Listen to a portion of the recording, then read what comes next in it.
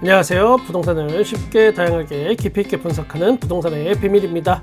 둔촌주공 살리기, 아마도 대한민국 역사상 이렇게 단일 아파트 단지를 위한 부동산 정책과 많은 혜택은 없었던 것 같습니다. 결국은 국회에서 둔촌주공의 숨통을 트이게 도와줄 것 같은 이야기가 나오기 시작했습니다. 분양가 상한제 아파트에는 실거주 의무라는 게 있습니다. 그러니까 진짜 그 집에 들어갈 사람들만 분양을 받으라는 겁니다. 예전에 부동산 떴다방 같은 거 영화에서 많이 보셨을 거고, 그렇게 부동산을 투기판으로 몰고 가는 사람들이 돈을 벌기 시작하고 아파트 가격은 또 그에 따라서 상승하게 되고, 이게 되풀이되면서 결국은 그 피해를 성실하게 부동산 투기 안 하고 한 푼 두 푼 모아온 사람들이 손해를 보는 그런 세상이었습니다. 그런 걸 방지하고자 실거주 의무라는 거를 만들었는데, 그게 무력화되고 부동산 투기꾼들이 잘 먹고 잘 사는 그런 세상이 다시 돌아오는 건가 싶은 생각이 듭니다. 실거주 의무 폐지의 가장 큰 혜택은 누가 뭐라 해도 둔촌 주공일 겁니다. 그동안 여당은 실거주 의무 폐지하자고 주장했고, 야당은 또 그걸 풀어주게 되면 부동산 투기에 동조한다는 인상을 줄 수 있으니까 또 반대해 왔습니다. 그런데 중간 타협점인 최초 입주 가능일에서 3년간 유예가 될 전망이라는 뉴스가 나왔습니다. 사실 저는 잘 모르겠습니다. 이게 뭐 중간 지점에서 타협을 한 건지 뭔지. 제 눈에는 일단 부동산 투기꾼들에게 시간을 벌어준 것으로 생각이 되긴 합니다. 여당과 야당이 사사건건 부딪히면서 유난히도 서로 정치적 타협이 없어 보이던 이번 정권인데, 이런 거에는 둘이 합이 참 잘 맞는다는 게 어쩌면 새삼 놀랍지도 않은 걸 수도 있습니다. 여러분이 잊으셨을까봐 제가 다시 한번 강조하겠습니다. 현재 대한민국 국회의원의 50%는 다주택자이고, 국회의원 300명 중에 78명은 강남 3구에 집을 한 채 이상 소유한 사람들입니다. 뭐 또 이걸 생각하니까 살짝 왜 그랬는지 이해가 되는. 기사 내용에 따르면 민주당 원내 핵심 관계자는 실거주 의무가 시작되는 시점을 현행 최초 입주 가능일, 여기에서 최초 가능일로부터 3년 이내 요렇게 바꾸는 쪽으로 주택법을 개정할 계획이라고 했습니다. 11개월간이나 여야가 서로 대치하고 으르렁대면서 국회 통과가 어렵던 일이 극적으로 타협이 된 겁니다. 그런데 이게 협치, 글쎄 이게 협치인지 야합인지까지는 제가 모르겠으나, 아무튼 그냥 협치라고 치고, 이런 보기 드문 정치적 협치를 이루어냈을 때 그 성과를 자랑하기 위해서라도 실명이 공개되어야 하는데, 언론에서는 그냥 민주당 원내 핵심 관계자라고만 되어 있습니다. 정치인들은 자기 이름을 팔고 얼굴을 알리는 걸 가장 최우선으로 생각할 수밖에 없습니다. 그리고 곧 선거도 다가오고, 이런 자랑스러운 협치를 이끌어낸 사람들이 실명을 공개하지 않는 게 선뜻 이해가 가지는 않습니다. 저는 만약 이렇게 주택법이 개정이 되면 그럼 어떻게 되는 걸까? 일단 부동산 투기로 아파트를 분양받은 사람들이 잔금을 못 치르고 최악의 상황에 빠질 수 있었는데, 일단 전세를 놓고 전세금으로 잔금을 해결하면서 한숨 돌릴 수 있게 됩니다. 이런 아파트가 비단 둔촌 주공뿐만은 아닙니다. 전국에 76개 단지 49,657가구, 대략 한 5만 가구 됩니다. 언론에서 2년 플러스 1년의 어떤 특약을 넣은 전세계약을 체결한다면 3년 후에는 입주할 수 있다고 하지만, 전세계약 갱신권을 임차인이 만약에 사용을 한다면 2 플러스 2년이 되니까 4년의 임차권을 행사할 수 있습니다. 언론에서도 이 문제 살살 건드리고 있는 걸 보면 아마도 전세계약 갱신권도 시간이 지나면 국민들 눈치 좀 이렇게 살살 보다가 싹 개정해버리고 없애버릴 것 같은 그런 불길한 느낌이 들긴 합니다. 지난 과거의 일들을 우리가 돌이켜보면, 만약에 건드리고 싶은 법 개정이 있거나 아니면 새로운 법안, 또는 내가 이 세금을 좀 더 걷어보고 싶을 때 일단 언론에서 살짝 띄워줍니다.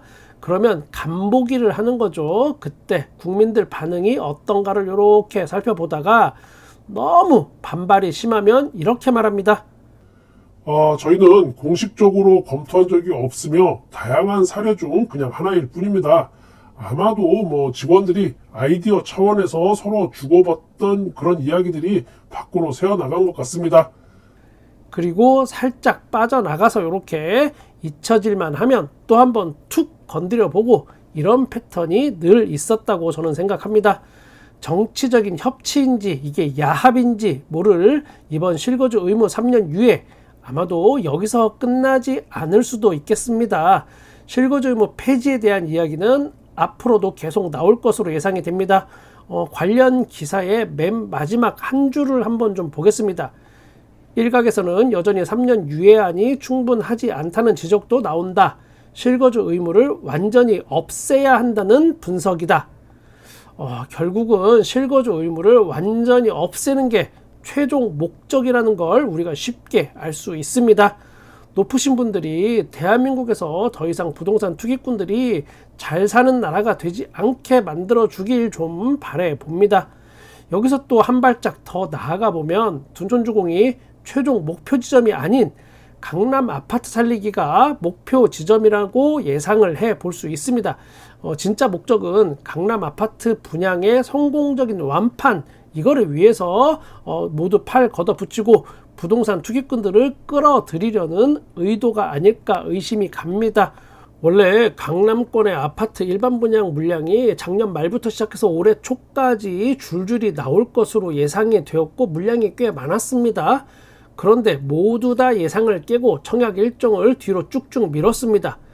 왜 미뤘을까? 이제 좀 알 것 같기도 합니다.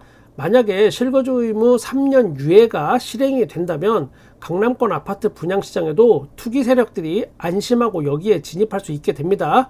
둔촌주공보다 오히려 더 큰 시세 차익을 노려볼 만한 곳들이기 때문에 그렇습니다. 강남 아파트 한 채 일단 분양받고 전세로 잔금을 치르고, 그리고 또 일단 버티면서 실거주 의무 폐지가 될 때까지 기다려 봅니다. 그러다가 실거주 의무가 폐지가 된다면 강남 아파트가 오를 때 팔아서 엄청난 또 시세 차익을 챙기면 됩니다. 성실하게 일하고 또 저축하고 아껴 쓰고 먹을 거 안 먹고 입을 거 안 입고 그렇게 살아가도 요즘은 현찰 1억 모으기가 쉽지 않은 세상입니다. 이럴 때 부동산 투기한 판으로 몇 억을 땡길 수 있다면 아마 멀쩡한 사람들도 돈에 눈이 돌아가게 될 겁니다. 제 기존 영상에 어떤 분이 달아주신 댓글입니다. 이 댓글 보고 저는 살짝 울컥했습니다. 구라로 치고 빠지면 떼돈 버시는 분인데 뭔가 요즘 제가 좀 속상하고 답답한 제 사정을 누군가가 알아준다고 생각하니까 좀 감사하기도 했습니다. 그동안 꾸준히 온 오프라인으로 여러 가지 제안서를 제가 받았습니다. 거의 다 대부분 제가 가진 이미지를 소모하면서 부동산으로 돈을 벌기 위한 내용들이 대부분입니다.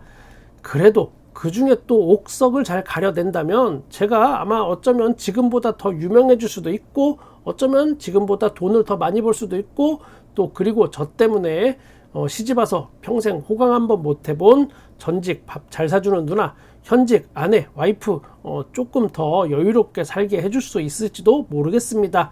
그런데 양심상 제가 할 수 없는 일들이 거의 대부분입니다. 예를 들면 이런 겁니다.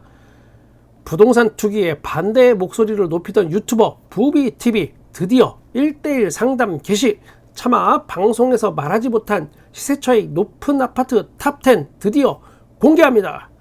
또는 부비TV가 찍어주는 알짜 미분양 아파트를 드디어 소개합니다. 1억으로 내 집 마련 가능한 곳 3군데 제가 당장 추천해드리고, 오직 방송에서만, 방송 중에만 3+1 한 군데 더 찍어드립니다. 또는 우와, 이런 수익률은 부비도 못 참는다. 오피스텔 임대 수익률 10% 도전. 부비와 함께 떠나는 부동산 대박 여행 함께 가실까요? 고고고. 이런 것들이 대부분입니다. 많은 협업과 공동 사업 제안 등이 있지만 저는 제 자리에서 여러분의 부동산에 끝까지 함께 하겠습니다. 그동안 제 이미지가 있기 때문에 그 이미지를 사용해서 오히려 역으로 부동산 홍보에 나선다면 더 좋은 효과가 있을 거라는 그런 의미에서 저한테 제안이 많이 오는 것 같습니다. 제가 무슨 판을 만약에 벌인다면 그때는 여러분께 먼저 상의하고 허락받고 하겠습니다. 역시 새벽에 자다 일어나서 무언가를 한다는 건 사람이 너무 감성적으로 변하긴 합니다. 지금이 새벽 시간이긴 한데 이 영상이 또 업로드 되고 나면 또 혼자서 부끄럽고 손발이 오글거리겠지만 그래도 여러분들이 계셔서 다행입니다.